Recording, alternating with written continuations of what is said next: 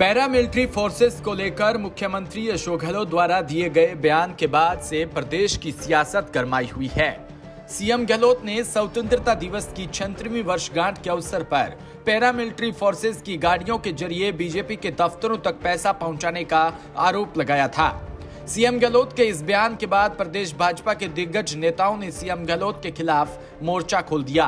प्रदेश भाजपा अध्यक्ष डॉक्टर सतीश पूनिया ने इस पैरामिलिट्री फोर्सेस का अपमान बताते हुए कहा कि कुर्सी की असुरक्षा कांग्रेस के अंतर्कलह और देश में कांग्रेस के सिमटने के जनाधार से सीएम गहलोत बहुत ज्यादा विचलित है और इतने विचलित है कि वो अपनी मर्यादा ही भूल गए। कई बार गहलोत को गजनी फिल्म की तरह शॉर्ट टर्म मेमोरी लॉस होता है। वहीं बीजेपी सांसद राज्यवर्धन सिंह राठौड़ ने कहा कि मुख्यमंत्री अशोक गहलोत अपने आकाओं की भाषा बोलते हैं।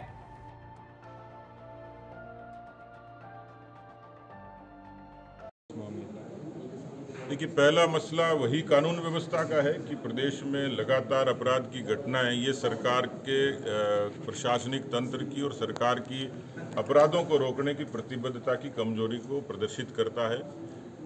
दूसरा मसला तुष्टीकरण का है, क्योंकि ये प्रश्न बार बार खड़ा होता है कि जब कांग्रेस की सरकार आती है तो एक वर्ग विशेष ही इस तरीके की मॉब लिंचिंग में क्यों शामिल होता है। मुझे लगता है कि अब पानी सर से गुजरा है और अभी भी समय है कि कम से कम इस प्रदेश की सुख शांति को किसी तरीके की नज़र नहीं लगे।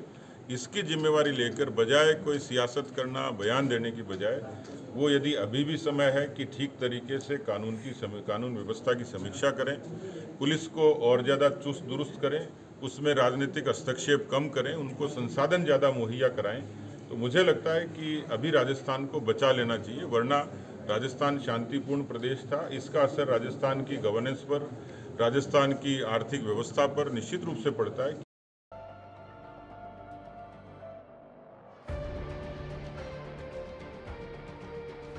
दरअसल 15 अगस्त के मौके पर पीसीसी की तरफ से शहीद स्मारक पर आयोजित कार्यक्रम को संबोधित करते हुए मुख्यमंत्री अशोक गहलोत ने कहा था कि देश में करप्शन खत्म करने के लिए नोटबंदी की गई थी, लेकिन 500 के नोट का चलन बंद करके 2000 का नोट लाया गया, जबकि सब जानते हैं कि 2000 का नोट कम जगह घेरता है।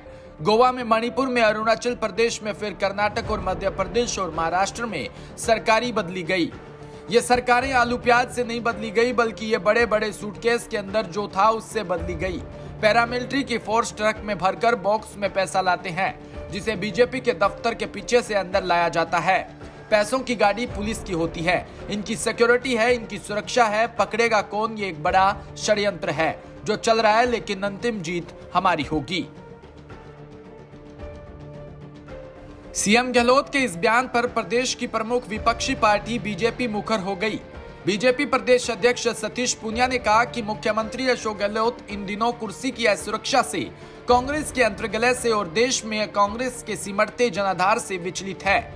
वह अपनी मर्यादा भूल गए हैं। इतने विचलित है कि वो सामान्य राजनीतिक शिष्टाचार को भूल गए कि किसी भी बड़े राजनीतिक दल के राष्ट्रीय राजनीतिक दल के ऊपर ओछी टिप्पणी करें या ना करें, लेकिन पैरामिलिट्री फोर्सेस के बारे में इस तरीके की बयानबाजी या किसी भी मुख्यमंत्री को शोभा नहीं देती है।